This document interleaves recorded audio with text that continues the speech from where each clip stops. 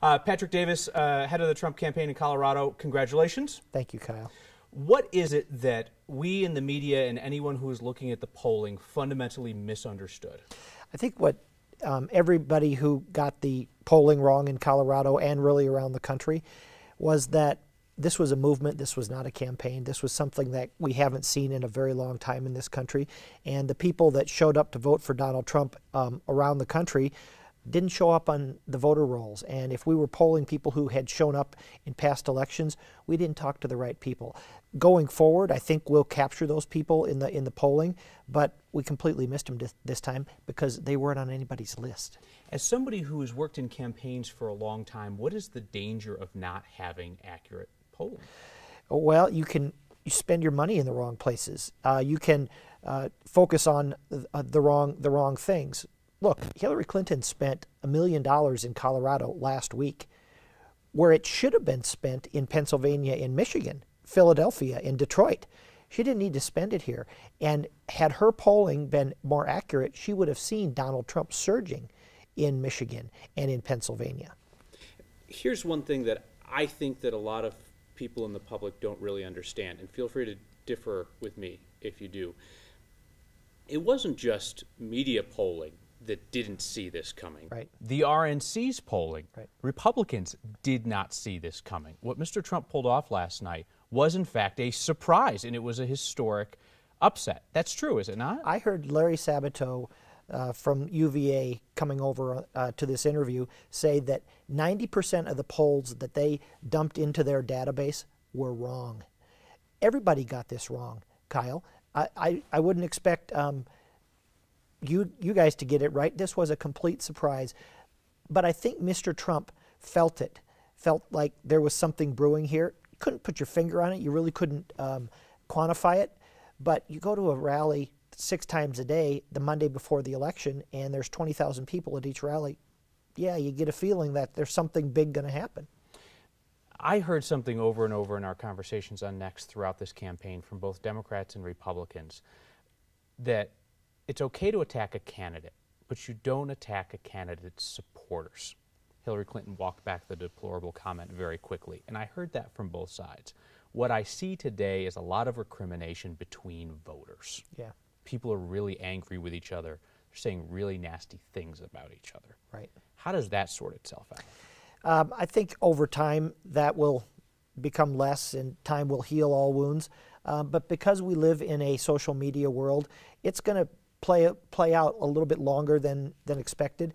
I think that Mr. Trump is taking the bull by the horns here and trying to unify us as a country. That's the first thing he said last night in his speech. He said, we need to come together. We need to get together. And I think he means that's his first priority, is to bring the American people together. And it's going to start with him reaching out to Barack Obama tomorrow, their meeting.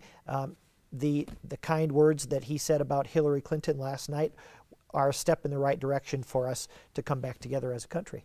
If Hillary Clinton had won, I'd be asking the same question of her folks today, but it has come to my attention through social media and elsewhere that there are a good number of people in Colorado who supported Hillary Clinton who literally do not know someone who voted for Donald Trump. Yeah, right. Which, no matter which side of that you're on, like that's a scary dynamic. What would you like people to know about the Coloradans who supported Donald Trump? Where are they on the spectrum? What kind of people are they? Make the introduction. The people who supported Donald Trump in Colorado are your neighbors. They're people who probably, when you put your Trump yard sign in your yard, came over to your house and knocked on your door and said, I thought I was the only one.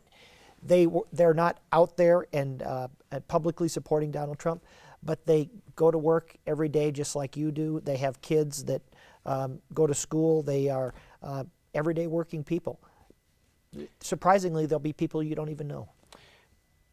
And then we return to all the things that Donald Trump said that he was going to do during the campaign. And a lot of his ideas were pilloried as outlandish or outrageous or not very feasible, that kind of thing.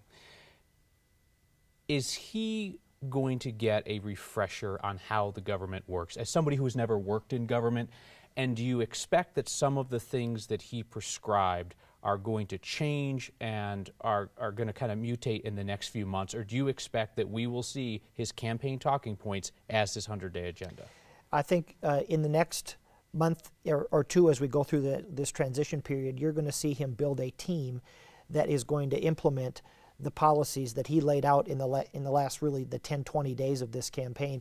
He had a very detailed campaign plan or plan for this country for the first 100 days, he said. I expect that he's going to endeavor to accomplish all of it. Are you proud of the way he won? I am proud of the way that he led the movement in this country. And yes, I'm proud of the way that he brought average American people back to running their country. Yes, I'm proud of the way he ran this campaign. What is the single largest strain within the movement that you do not think is productive and you would not like to see at the forefront? I think the feeling that if you're an immigrant in this country, that you're maybe not welcome in this country, I think that is overplayed and really not who Donald Trump is. And that's an element of this campaign that I don't think is helpful. It certainly animated a lot of people who voted for him. Absolutely, it did. But it also turned off a lot of people that could have voted for him. Mm-hmm. Would you agree that it rests with him to determine how that plays out in the future? Absolutely. And I do think that he has gone a long way to trying to mitigate that message, saying that the first illegal immigrants that we're going to talk about are those that are breaking the laws in this country, the criminals in this country, and those that have been here productive citizens for many, many years, if not 30 and 40 years, we're going to have a conversation with them. So I remember the first time that we sat down to talk, we talked about the idea of how in the world would a Trump administration deport out of Colorado a population almost the size of Fort Collins? Yeah, I remember that question, Kyle. It was a good question. It was. I hear you saying you don't think it's ever going to come to that day, that day is never going to happen. I don't think it will ever come to that day, because I think what Donald Trump has done is opened a dialogue with the immigrant population here in this country, and there will be a plan for people to become productive citizens of this country.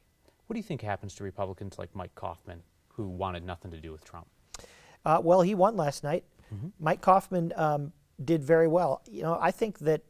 You worked for him back in the day. I did. I worked for Mike before, but in the last 3 months, Morgan Carroll ran an awful lot of nasty ads against Mike Coffman, and almost all of them had Donald Trump in them. I think she carried Hillary Clinton's water in Colorado. When Hillary was not on the air attacking Donald Trump, Morgan Carroll still was. And I think it's the ads that Morgan ran against Mike that ended up hurting us more than the ads that Hillary ran against Donald Trump. Explain that. Why do you say that? Well, I think that her ads were vicious against Donald Trump. I think her ads were on more often than Hillary's ads against Donald Trump. And I think she actually probably won the race for Hillary in Colorado. Morgan Carroll did. Interesting, but didn't help her own cause enough. I don't think she did help her own cause enough. But what Mike was saying about Morgan Carroll was sticking. It hurt her dramatically. Also, Mike, what I think Mike did is he showed himself to be a leader, and that he was willing to stand up to whichever president was going to be, Donald Trump or Hillary Clinton.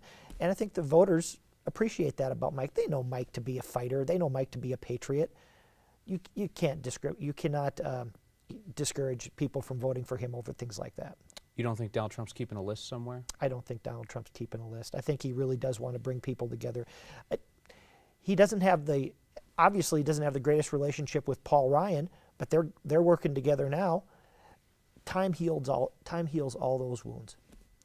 What is going to be the single thing, last question here, what is going to be the single thing that you will be looking for that suggests we're headed in the right direction in your opinion?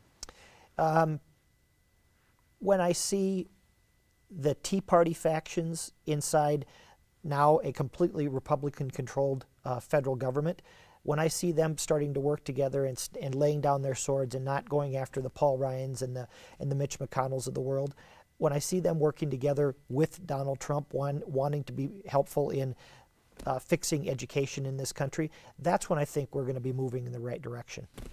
Patrick Davis, congratulations on Mr. Trump's victory. Thank you, Kyle. You've been great. Take care. Thank you. You.